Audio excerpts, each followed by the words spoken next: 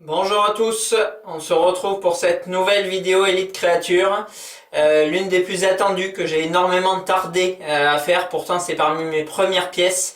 C'est vraiment avec ce diorama que je me suis mis à adorer Elite. Je vous ai parlé récemment dans la vidéo sur toute la collection du Blade, du Reaper, qui m'avait vraiment donné goût à la marque. Mais c'est vrai qu'au moment où j'ai été vraiment transcendé par cette statue, par ces deux pièces réunies, et que je me suis pris vraiment énormément d'affection pour la marque et l'idée de collectionner, de réunir tous les volumes, c'est avec ce diorama qui rassemble du coup la statue volume 15 et volume 18 d'Elite Créature, à savoir la maquette du Marcus et du Lycan. Voilà. Alors c'est deux statues distinctes qui sont sorties du coup dans un ordre inverse des bustes, qui sont chacune saisissantes, qui sont tirées bien évidemment, vous l'aurez compris, de la licence Underworld, une des sagas de films que je préfère parmi tout confondu, et deux pièces que je trouve vraiment complètement stupéfiantes, saisissantes l'une comme l'autre, et qui assemblées font que c'est ma pièce préférée. Alors c'est vrai que bon, c'est un peu de la triche comparé à d'autres parce qu'il s'agit de deux statues. Indépendamment, je pense que je préfère quand même le Jason ou le Predator, mais réunis, c'est vraiment ma pièce fétiche, la pièce que j'aime le plus. Alors, c'est une statue pour le Marcus, puisqu'elle est sortie d'abord, qui a eu quand même énormément d'engouement tout de suite. Une pièce où on n'avait absolument pas compris, du coup, avant que le Lycan soit présenté, qu'il s'agissait d'un diorama. Une pièce qui a vraiment énormément d'envergure, qui a une pose un petit peu improbable, j'ai envie de dire. C'est-à-dire qu'on se demande comment elle tient sur le socle. Il y a un effet vraiment de lévitation, quoi. Enfin, on sent vraiment, voilà, que la statue est vraiment repose très peu sur le socle, et c'est ce qui la rend déjà, je pense, assez magique, quoi. À côté de ça, bon, on a un personnage qui a énormément de charisme et une statue, je me répète un petit peu, mais qui a beaucoup d'envergure. C'est vrai que le fait qu'elle soit décrochée du socle et les ailes qui sont immenses, je crois que c'est quelque chose comme 1,10 m d'une aile à l'autre, font que c'est une statue qui est vraiment assez époustouflante. Alors, c'est une statue qui était lancée, comme toutes les maquettes Elite, là, entre 2500 et 3000 $. C'est une pièce qui s'est quand même relativement écoulée, grosso modo, assez vite, et qui a été éditée, du coup, à 300 exemplaires. Bon, 300, c'est quand même un tirage relativement petit. Après, on est sur une licence comme Underworld, une licence de prime abord qui n'est pas forcément très prisée, mais qui sur le second marché retrouve quand même beaucoup d'engouement. Et c'est vrai qu'aujourd'hui, parmi toutes les pièces Elite Créature, je pense que c'est l'une de celles qui se vend le mieux. Voilà, on va retrouver bien sûr l'indétrônable Predator, mais ce diorama Lycan comme Marcus, avec peut-être une petite prime pour le Marcus, va vraiment trouver preneur dans les prix de lancement. La cote n'a pas énormément évolué parce que bien sûr c'est une pièce qui a été lancée quand même assez cher, donc c'est dur qu'elle prenne vraiment des sommets, mais je pense qu'elle est vraiment, voilà, dans le top 3 des pièces qui se vendent le mieux, avec le Hulk et le Predator, quoi. Pour ce qui est du Lycan, là aussi on est sur des données assez kiff, on est sur un prix de lancement de 2800 $, donc quelque chose d'assez similaire, 300 pièces également, une statue qui est beaucoup plus lourde par contre que le Marcus. C'est vrai que le Marcus il a des ailes très légères, même la statue en elle-même est pas très lourde, du fait encore une fois qui repose un petit peu en lévitation. Le Lycan, lui, qui est beaucoup plus statique sur le sol, est vraiment beaucoup plus lourd. On est sur de la résine pleine, le socle en lui-même est très lourd. Et on avait vu du coup dans le San Diego Comic Con 2 ans plus tard, donc 2017 si ma mémoire est bonne, que cette statue venait donc s'imbriquer sur le Marcus et que ça faisait un diorama complètement délirant, que les regards se pointaient du coup l'un vers l'autre et qu'on avait, voilà, une scène, à mon sens, franchement, c'est le diorama le plus époustouflant qui ait jamais été fait. Alors, c'est vrai que je suis pas forcément ceux de Marvel. On a vu XM Studio, on a vu d'autres marques qui ont fait des trucs quand même vraiment badass récemment, quoi. Mais je trouve vraiment que cette scène, cette pièce qu'a lancée Elite et qui la représente, je pense, c'est la pièce Elite par référence à laquelle les gens pensent avec le Rosenberg. Et encore une fois, complètement dingue, quoi. C'est vraiment une statue de malade, quoi. Alors, j'ai pas spécialement plus besoin que ça de vous exhorter à aller acheter cette pièce parce qu'elle a vraiment, encore une fois, beaucoup d'engouement. C'est-à-dire que quand elle est en vente, même à des gros prix, elle traîne rarement, du coup, sur le marché. Mais voilà, si un jour vous avez l'occasion d'en saisir une, vraiment n'hésitez pas parce que c'est une pièce complètement dingue, quoi.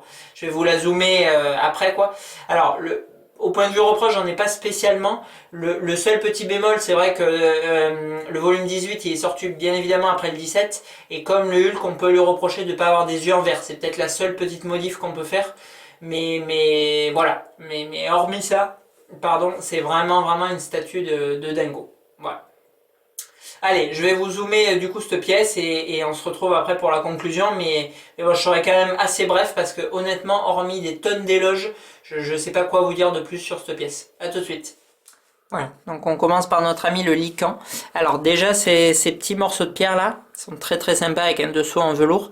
Ils sont lourds et ils sont amovibles. C'est-à-dire que vous pouvez venir les positionner comme ça devant la statue, ou bien les poser dessus, ou les disposer comme vous voulez. Ils sont entièrement amovibles.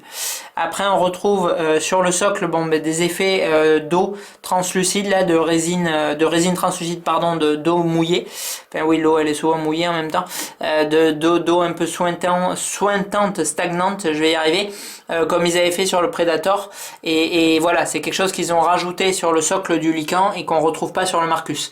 Et c'est vrai que bon, le socle du Lycan, il est plus gros, il a plus de forme en fait quoi. On a vraiment du relief. On a les fameuses chaînes, elles aussi, qui peuvent se disposer de manière aléatoire sur le socle, sur les pieds du Lycan ou alors de manière défaite. On a cet effet d'eau, on a un socle sur le Lycan qui est incontestablement supérieur à celui du Marcus. C'est clair et net.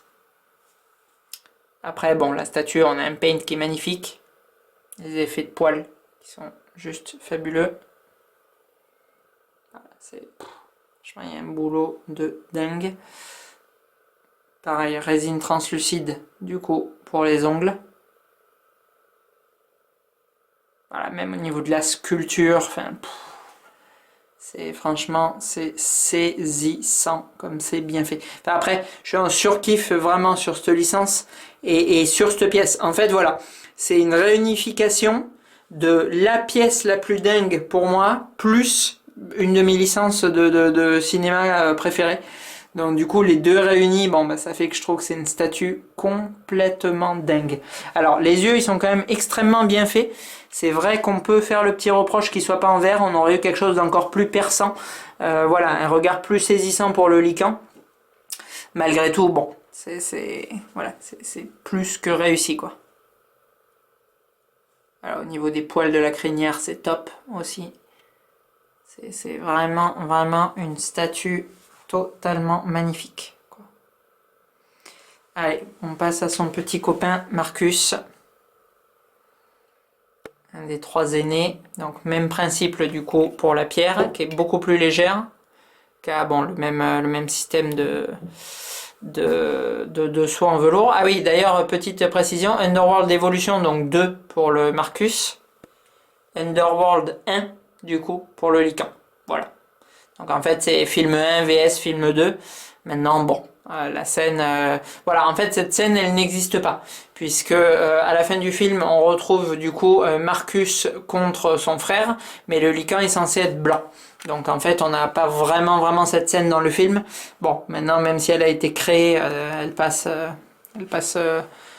bien évidemment de manière absolument magnifique, quoi. Voilà, donc on a ce pied. Alors le pied, c'est vrai qu'on peut lui trouver une inclinaison un peu bizarre. Bon, honnêtement, quand on est subjugué devant la statue, c'est largement effacé. Mais c'est vrai qu'on peut trouver, voilà, quelque chose d'un petit peu étonnant, quoi. Parce qu'il arrive un peu en biais, en fait, sur le rocher. Ça, c'est entièrement malléable avec des petits fils de fer, du coup, pour le positionner, lui donner la forme qu'on veut. Voilà, aussi, au niveau du paint.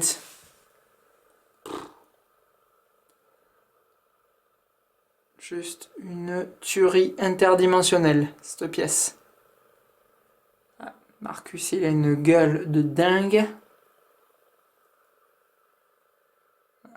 Point de vue du sculpte, c'est génial aussi. Les ailes, elles ont une envergure immense. Voilà. Enfin, voilà. Allez chercher une plus belle statue de vampire. Enfin, allez imaginer plutôt. Juste infaisable. Voilà, si on s'éloigne du coup, pour zoomer, c'est de la folie. Voilà, donc on a vu avec ce diorama, bon, que vraiment, voilà, j'ai pas assez de qualificatifs pour dire à quel point il me plaît. Déjà, bon, je suis un immense fan de la licence, c'est vrai que les pièces Underworld, il y en a très très peu. On avait vu Hollywood Collectibles s'attaquer un petit peu à la licence, c'était de mon point de vue catastrophique. La Selene, elle est ignoble, elle a un visage vraiment monstrueux. C'était assez sympa de faire Victor, mais bon, c'était quand même pas une grande réussite. Et le loup-garou, bon, bah, il fait juste peur aux campeurs, quoi. Après, bon, on avait bien évidemment le sculpteur français Jean-Philippe Rochet, qui a fait un merveilleux buste, mais qui est quasiment introuvable, puisque limité à 10 pièces seulement. Et après, il y avait aussi un fan-made d'un Anglais, dont le nom m'échappe systématiquement, mais bon, qui était vendu quand même très très cher, par loin de 4000 € si ma mémoire est bonne, et que je trouve, alors, c'est entièrement personnel, parce que voilà, j'en parlais encore, ben j'ai parlé d'ailleurs de ce buste même avec Karim, mais tout à l'heure d'Infinity Studio versus Queen. Je pense que quand on arrive, voilà, vraiment sur des matériaux comme du silicone, des bustes à plusieurs milliers d'euros, il y a quand même l'interprétation et les goûts qui rentrent beaucoup en jeu. Moi, personnellement, je préfère énormément Queen Studio. Là, on parlait de la Wonder Woman. Voilà, j'aime énormément plus la Wonder Woman de Queen, que je trouve quasi parfaite face à celle d'Infinity Studio. Bon, mais pour revenir à la Selene, c'est pareil. En fait, celle de Rocher, elle coûte grosso modo la moitié du coût de ce sculpteur anglais dont le nom ne me revient toujours pas. Mais personnellement, voilà, même à prix équivalent, je préfère largement la Rocher. Je trouve qu'on retrouve vraiment beaucoup plus l'air de Selene. Voilà, après bon, ça reste entièrement personnel, et je comprends parfaitement que d'autres collectionneurs pensent l'inverse. Voilà. Pour revenir sur cette maquette, bon, ce qui est aussi assez fantastique, alors bon, bien sûr il faut une place complètement délirante pour l'exposer. Là c'est déjà assez limite selon les présentations classiques des Best Awards. Bien évidemment ça ne passe pas, mais c'est qu'on peut venir positionner le Lycan de plusieurs façons différentes en fait, et selon comment on vient l'imbriquer face à Marcus, on peut avoir du coup un diorama, une statue assez différente, et ça je trouve ça très très sympa, puisqu'en fait il n'y a pas vraiment d'encoche ou de marque pour venir clipser l'un des socles dans l'autre, quoi. Voilà, bah écoutez, ça ceci dit, on voit déjà très rarement cette pièce, elle se vend encore une fois très très vite et quand même relativement cher. Donc bon, je ne saurais trop vous dire de sauter dessus si vous la voyez, si vous pouvez. Je ne saurais pas vous dire si elle va encore grimper, c'est une pièce quand même maintenant assez ancienne, donc je pense qu'elle a pris sa cote et que ça va plus ou moins se stabiliser. Mais vraiment, de mon point de vue, c'est pleinement justifié. C'est vraiment... Alors, encore une fois, voilà, on a une pièce qui est limitée, on a une pièce qui est complètement hors du commun, avec une imagination, une mise en scène totalement folle. Mais vraiment, c'est vraiment la pièce par excellence qui me vend du rêve. Qui, voilà, là je viens de préparer la boîte pour la rempacter dedans. Il y a vraiment une magie, il y a vraiment une alchimie, il y a quelque chose qui s'opère vraiment avec cette statue, enfin comme d'autres d'ailleurs pour Elite. Mais au-delà, voilà, au-delà de la limitation, de la rareté, de la qualité, de la présentation, tous ces critères un peu objectifs qui peuvent plus ou moins essayer de justifier un prix délirant qui de toute façon est injustifiable, je trouve que voilà, vraiment sur cette pièce, vraiment cette pièce elle me fait rêver, et on a encore autre chose au-delà de tous ces critères. Voilà, donc voilà, c'est chose faite. Je sais pas si je l'aurais bien défendu, mais en tout cas c'est vraiment, voilà, c'est la statue ultime que je possède dans ma collection. C'est une pièce totalement délirante. À bientôt.